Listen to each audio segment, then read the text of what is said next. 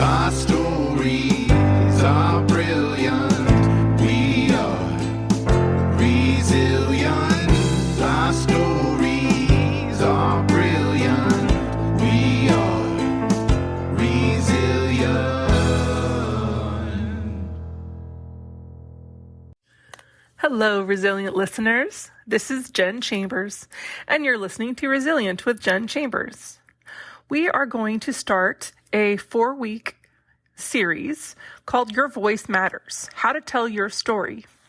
Part of this is selfishly me wanting you to submit to my anthology that I'll share information for afterward. But also, I think it's so incredibly important for everyone to learn how to tell their own story, whether it's for your people to come after you or to better understand yourself or to connect with other people.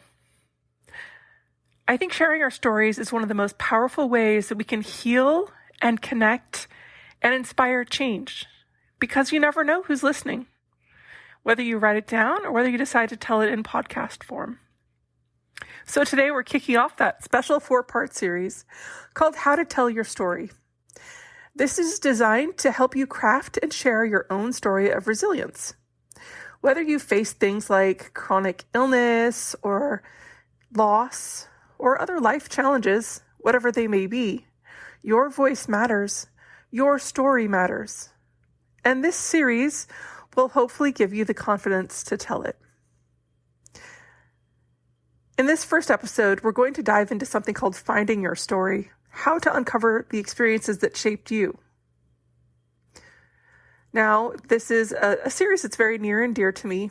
Not a lot of my podcast listeners know this part, but my day job is actually as a writer. I think my 32nd book is coming out the summer of 2025. A lot of those beginning ones were anthologies. And I've written everything. I've written everything from children's stories to cookbooks to history, nonfiction, fiction of every kind, romance, horror stories, mysteries, fantasy. I just wrote everything that I wanted to try so I could find what works. Kind of writing your way home, if you will. And I learned to help other people tell their stories when I became part owner of a literary magazine and small publishing company about 12 years ago. We had a literary quarterly that was nonprofit, and we gave it to our community, and we sent it all over the world for free. So we had to learn to do things like grant writing and solicit donations, and we learned to be editors. I did that in school as well, but I got a crash course doing that. Honestly, I've been working in newspapers and magazines since high school, but this was so much more. It was so incredible to really help people and to speak with them one-on-one. These were often people who had no kind of experience in writing, but they had something that they really needed to say. And it was incredible. I got to help over 1,200 people in the time that I did it. It was wonderful. It was so much fun. And because of that, I learned to help people tell their stories, as I say, but it also helped me learn to write my own story. My first book, that I often say is my worst book, but it was my first one. I really wanted, all I really wanted actually, when I had my brain injury, was to have someone understand what it felt like. And so I searched and searched for other literature for people who had survived brain injury and been successful. And at the time, I had my injury in 1992, so it was a long time ago. But people didn't survive as well as I was lucky to. So I decided to write my own story, and hopefully it would help other people, but mostly it felt like it would help me. And I did a lot of interviews because I didn't feel that I could really share what I was feeling. I kind of hid behind using other people's stories, but I ended up fictionalizing it, and I used the foil of another person. So it tells, my first book called Learning Life Again tells the story of two people's experiences with brain injury and recovering from that. It was incredible. It was It was scary. It was a lot less scary, as I say, because I fictionalized it. And that's something that anyone has the ability to do. If your story is too intimate, as long as you say that it's literary fiction and you aren't pretending that it's the truth. But there's a lot of leeway there and a lot of wiggle room because truth is objective, and as long as you're clear about that, we'll go over that a little bit more later on in the series. It's interesting though, there's all different ways that you can tell these stories. And my story it ended up being something that got me into the Iowa Summer Writing Conference and Summer Writing Program. So it was really, really useful. Okay, so like I said a little bit, in this episode, we're going to dive into finding your story, how to uncover the experiences that shaped you, what themes resonate most with you, and where to start. And I'll also guide you through some exercises to help bring your story into focus. So grab a journal or a laptop, a cup of tea, and let's get started. Now, on why your story matters. Before we begin, I want to say this, and I'm going to say this a lot. Your story is so valuable, no matter where you are in your journey.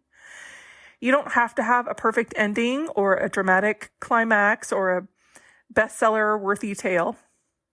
Your lived experience, the struggles and the triumphs, and even the messy parts, is enough. It's enough. Sharing your story can be healing. It helps us think about and make sense of the things that we've been through. But it also helps other people who may be walking a similar path. When we tell these stories, we create connection because we remind other people that they are not alone. Now, I also know that figuring out what to share and where to start can feel overwhelming. So let's break it down together. But again, I want you to remember, don't edit yourself. We're not at that stage. You're here to talk about the feelings. Now we're going to do some exercises. So it'd be great if you had a journal or a piece of paper or a laptop out. The first exercise is, I like to do this one a lot. It's a life timeline. You draw, or on your laptop, you get a line across the top of your document. On the left side, you write beginning, and on the right side, write now. I want you to think about starting at any point you would like. Think about turning points in your life, especially those where you faced challenges or had to be resilient, and then mark them along the timeline. So it could be things like, I was born at X date and I fell out of a tree and broke my leg and it meant that I could never play baseball again, or whatever your thing is, that happened when I was 8. Or you can start your story at the point where you fell out of the tree, or you can start your story at the point of time that you got married and things changed, or that you didn't get married and things changed. So it's really interesting to write those points down, starting at the beginning of your life and going up to now. At those different, and also it gives you an idea of structure that you could use. You don't have to. But when you're done, and it'll take a few minutes, and you can go back to this, of course, nothing's permanent. But take a second and look at what you wrote. What pieces stand out? Is there a particular, a certain experience that changed you significantly, or something like, I always say whenever I'm talking about my story, my story is super easy there's a very definitive before and after, because before my car accident, I was a different person, not only, literally, but figuratively, both. Apparently they tell me I was really different before, and I think I was kind of a jerk, but I was a kid. My accident happened when I was 15, so who knows? That's one of the other great things about writing these is you get a chance to have a little grace. We all screw up and we all make decisions that have impacts that we don't necessarily know what's going to happen. But as you think about these, you can think about which ones stand out and why. It could be the moment that you got a diagnosis, or the day that your grandma died, or the day that you decided to stop the negative self-talk and stand up for yourself. So I want you, once you're done thinking about these, I want you to circle 2 or 3 of these moments. And these are the stories that are waiting to be told for you. Now we're going to think about choosing a theme. What message do you want to share? What are you here to talk about? Once you've identified a few of these key moments, our next step is figure out exactly what theme calls to you. Every story has one. And I mean, there are so many of these. I can share some resources for, you've got a classic hero's journey that has certain themes, but there's a lot of different themes you can choose from. And I will share on my Instagram and my website different themes. And I'll suggest, like I say, some books that can help you with that. But common themes are overcoming fear, or finding strength when you didn't have any, or like rediscovering joy after loss, or learning to trust yourself. So in the next exercise, I want you to write on the top of your paper or the top of your document, we're going to define your why. Let's take a minute here and we're going to ask yourself, why do I want to share this particular story? Now, when we're doing this, I want you to write a single sentence that sums it up. And you can do this for any of the moments that you picked, or any of the other moments for that matter. But for example,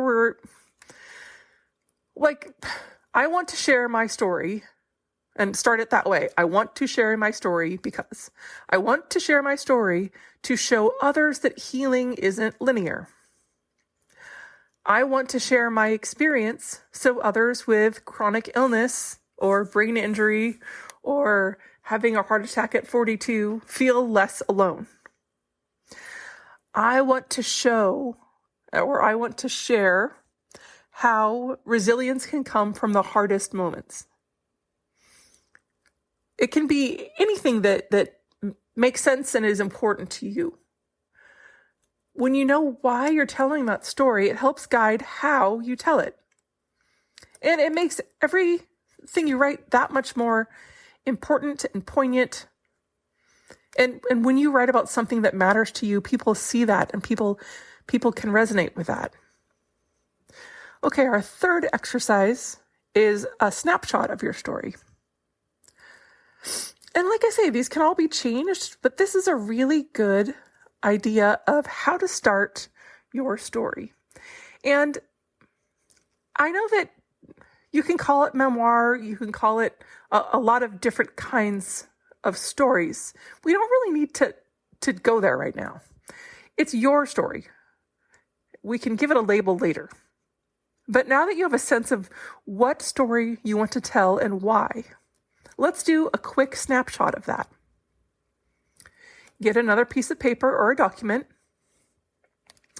Let's set your timer for 5 minutes. Please write a paragraph about one of these moments that you circled earlier. Just let everything it's stream of consciousness through your pen or through your fingers. You don't have to worry about punctuation or perfection or getting it all exactly right.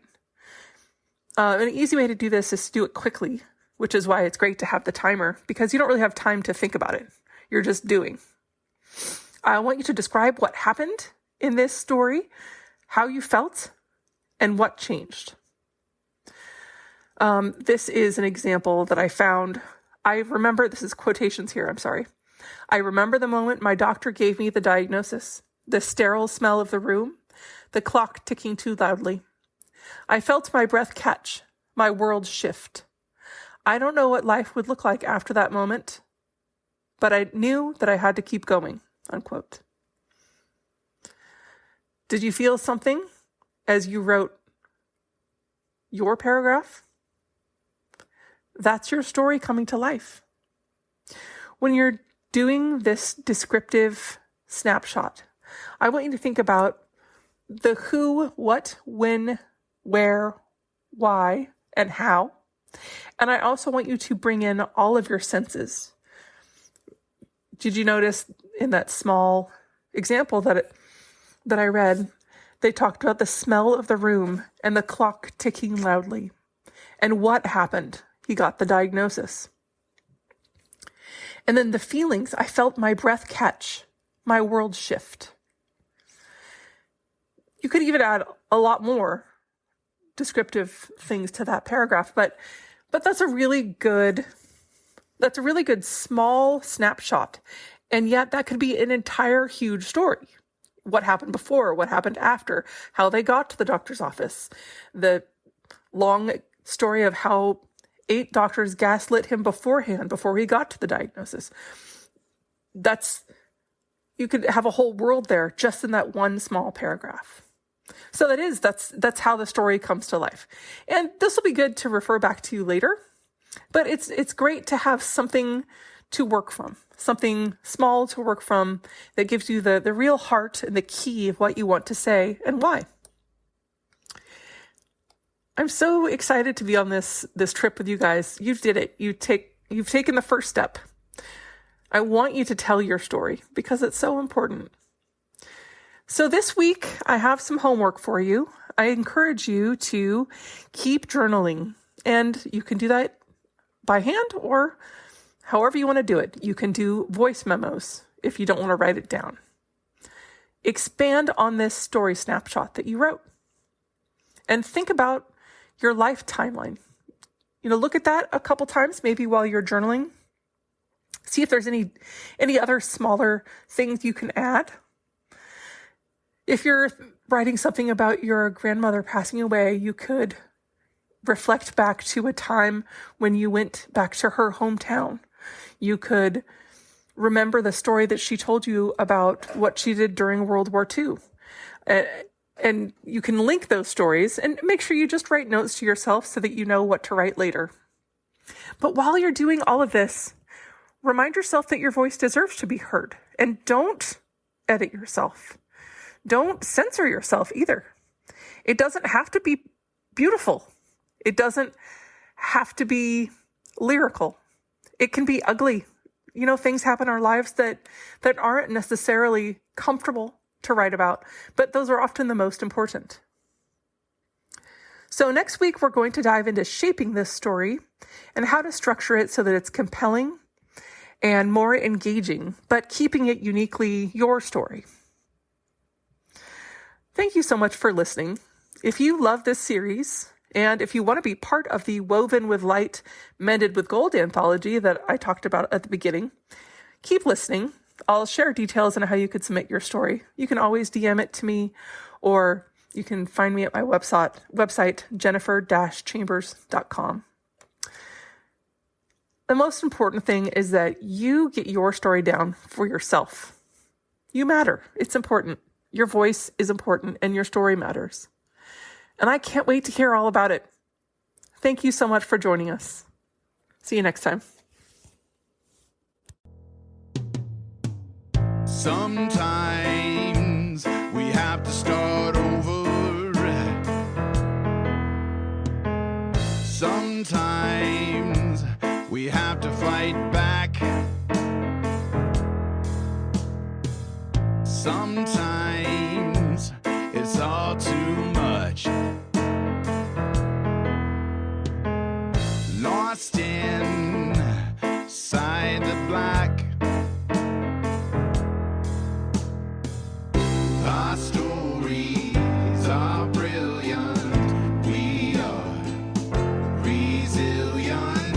Our stories are brilliant. We are resilient.